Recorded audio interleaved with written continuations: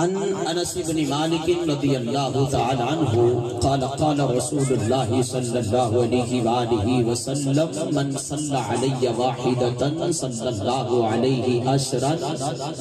ومن صلی علی عشرا صلی اللہ علیہ مئتا ومن صلی علی مئتا کتب اللہ بین عینیہ براءتا من النفاق وبراءتا من النار واسکنہ اللہ یوم القیامت مع الشہداء۔ جنہ درود و سلام پڑھ لیا سبحان اللہ، جے نہیں پڑھ سکے حدیث پاک دا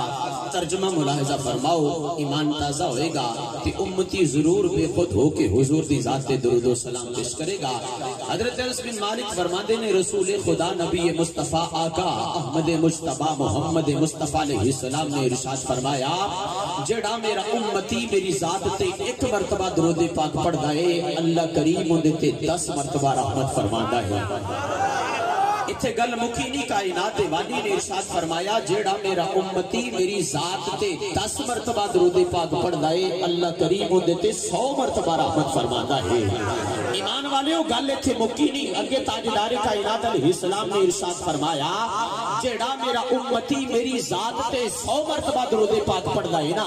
کتب اللہ بین عینیہ اللہ کریم اندی دوواں اکھاں دے درمیان یعنی کہ متھے تے پیشانی تے لکھ دیندائی کی براءۃ من النفاق و براءۃ من النار کہ اے بندہ منافقتوں اور جہنم دی اگ تو آزاد ہے۔ اور تاجدار کائنات علیہ السلام فرماندے نے کل جدوں بروز محشر ہوئے گا نفسا نفسی دا شور ہوئے گا لوگ میدان محشر چ صفا بنا کے کھڑوتے ہون گے کہ میرا اے امتی جنہیں میری ذات تے 100 مرتبہ درود پاک پڑھیا سی نا میرا اے امتی شہیداں دی صفا دے وچ کھڑا ہوئے گا۔